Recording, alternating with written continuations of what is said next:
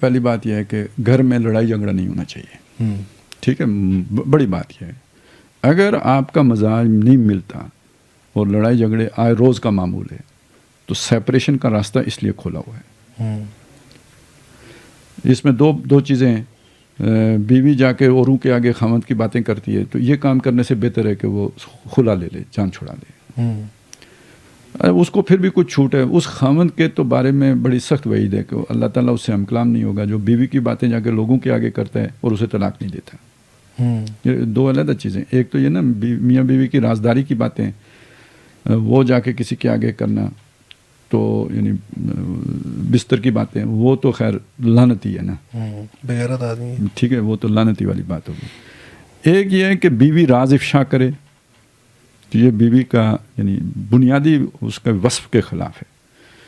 یعنی پہلے وقتوں میں مشرکہ بیویاں بھی نبیوں نے رکھی ہیں, لیکن راز افشا کرنے والی بیوی کو خائن کہا گیا, خائنہ ہے وہ, اور اس پر اسے دوزخ کی وعید سنائی گئی. یعنی لوط علیہ السلام اور نوح علیہ السلام کی بیویاں مشرکہ تھیں, لیکن جو اصل ان کا جو ان پر وہ جو ہے نا چارج شیٹ کیا قرآن نے, وہ یہ کہ وہ خیانت کیا انہوں نے اپنے خاوندوں سے. اور وہ خیانت وہ بے حیائی کا ارتکاب نہیں ہے, کیونکہ وہ قرآن کے دوسرے اصول سے ٹکرا جائے گا. الخبیثات للخبیثین والخبیثون للخبیثات والطیبات للطیبین والطیبون للطیبات.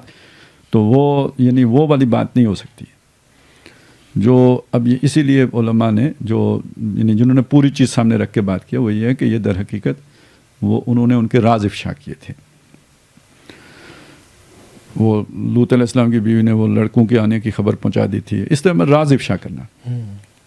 تو بیوی اپنے خاوند کے راز اگر افشا کرتی ہے کہیں دوسری جگہ جا کے کہتی ہے تو وہ جس طرح کا تعلق ہونا چاہیے اس کو ٹھیس پہنچ جاتی ہے. اور شکوے شکایت کرتی ہے تو بھی غلط بات ہے. تو خاوند اگر شکوے شکایت کر رہا ہے باہر جا کر, میری بیوی میرا خیال نہیں رکھتی, میری بیوی ایسی ہے وہ ویسی ہے, باتیں کرتی ہے سناتی ہے, برداشت نہیں کرتا بلکہ جا کے باتیں کرتا ہے, تو اس کے بارے میں کہا کہ اللہ تعالیٰ آخرت میں جن لوگوں سے کلام نہیں کرے گا ان میں یہ بھی ہے. یعنی یہ کرنے سے بہتر ہے کہ اسے طلاق دے دے. حالانکہ طلاق خود بہت بری بات ہے, لیکن یہ کہ یہ اس سے زیادہ بری بات ہے. تو اس سے آپ اندازہ لگائیں کہ میاں بیوی کے تعلق کو قرآن مجید یا اسلام کس انداز میں دیکھنا چاہتے ہیں. اعتماد, یہاں سب سے بڑی بات یہ ہے کہ دونوں کو ایک دوسرے کے اوپر اعتماد ہو. اب وہ اعتماد کو ٹھیس پہنچانے والی چیزیں, یہی راز بھی تو افشا ہو گیا تو وہ اعتماد تو نہیں رہے گا. اب آئندہ آدمی اس کو کیسے رازدار بنائے گا. اسی طرح اب خاوند باہر گیا ہے, بیوی کو اعتماد نہ ہو کہ یہ کیا گل کھلائے گا, تو یا اس کی غیر موجودگی میں بیوی کے بارے میں خاوند کو اعتماد نہ ہو, یہ اس گھر میں چین نہیں ہو سکتا, سکون نہیں ہو سکتا. اس سے وہ پھر آگے ساری اولاد کا بھی مسئلہ ڈسٹرب ہوگا, کانفلکٹ اولاد. ہاں جی, یہ جو ان کا کانفلکٹ ہے وہ ان کی شخصیت کو جو ہے نا ڈیمیج کرے گا. تو یعنی پہلی چیز تو یہ ہے کہ دونوں کے درمیان اعتماد کا رشتہ ہونا چاہیے, اور اعتماد کو ٹھیس پہنچانے والی ہر شے جو ہے نا وہ دور ہونی چاہیے. اچھا, یہ اب اس میں چھوٹی چھوٹی چیزیں بھی آئیں گی.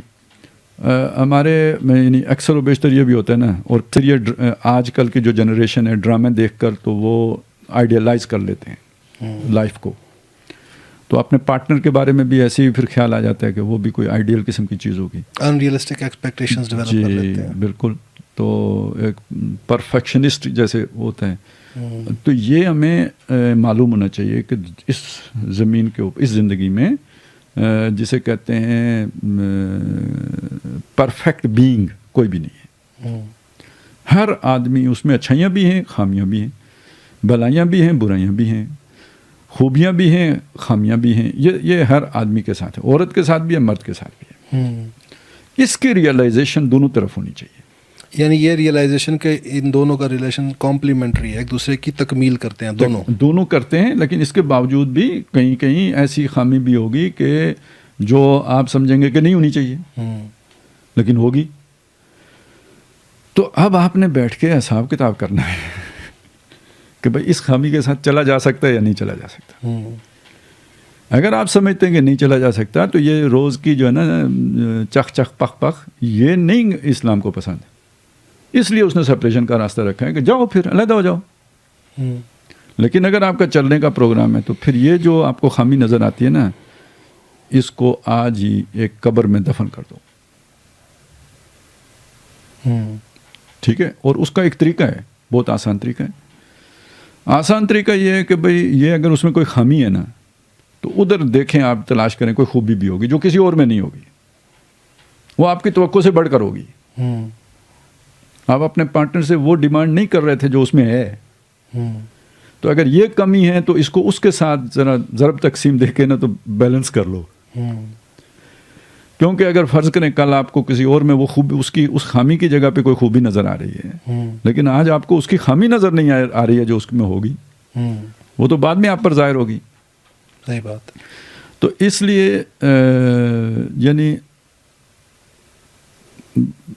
بلکہ ایک چیز ہے ذہن میں آتی ہے کہ یوں لگتا ہے, محسوس ایسا ہوتا ہے کہ اللہ تعالیٰ نے کسی کو بھی کوئی نہ زیادہ دیا ہے نہ کم دیا ہے, سب کو برابر ہی دیا ہے.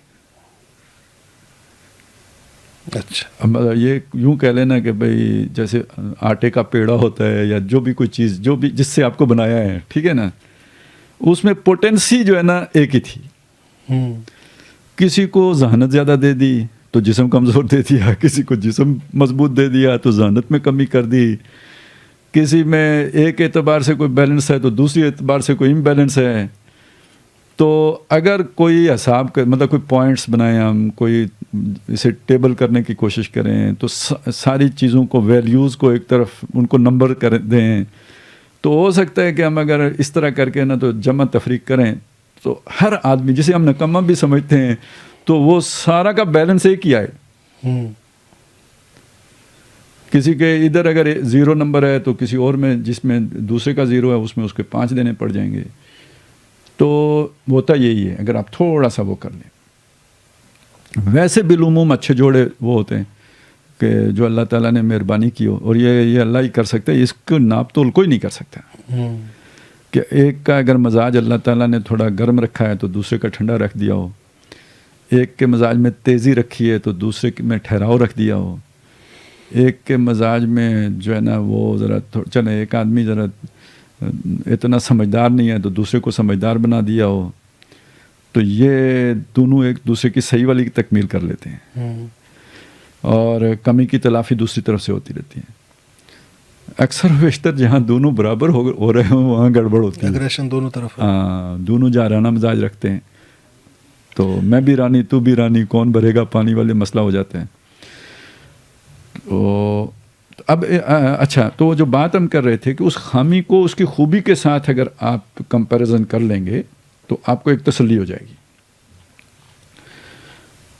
وہ ایک جملہ جو ہے نا وہ کہیں پڑھا تھا ایک دفعہ کہ جسے آپ دوست بنانا چاہتے ہوں تو اس کے لیے دل میں ایک قبر بنا لیں جہاں اس کی خامیوں کو آپ دفن کرتے رہیں. یہ نہیں کہ آپ کے دوست میں خامیاں نہیں ہوں گی, تو اگر آپ اپنے اندر یہ کیفیت نہیں پیدا کر سکتے کہ اس کی خامی کو برداشت کر سکیں تو دوستی نہیں چلا سکتے. تو عام دنیا کے تعلق میں بھی یہی ہوگا. تو یہی چیز میاں بیوی کے تعلق میں بھی ہے, یہی اولاد اور والدین کے تعلق میں بھی ہے, یہی ان تعفو و تصفحوا و تغفروا ہے. اور وہ وہاں پر بھی وہ ایکٹ سارا کانشیس ہے. ہاں, یعنی دیکھ کر نظر چرانا, چشم کو پوشی کرنا تو کانشیس ایکٹ ہے نا یہ. بالکل. تو اسی طرح دوسرا معاف کرنا. آپ اگر یہ دیکھیں نا, ایک میچور آدمی کا ایکٹ ہے. جذباتی آدمی یہ نہیں کر سکتا, وہ تو ریئیکٹ کرے گا. صحیح بات ہے. ایک پختہ آدمی کا کام ہے یہ. قرآن یہ چیز بنانا چاہتا ہے نا آپ کو, باشعور انسان.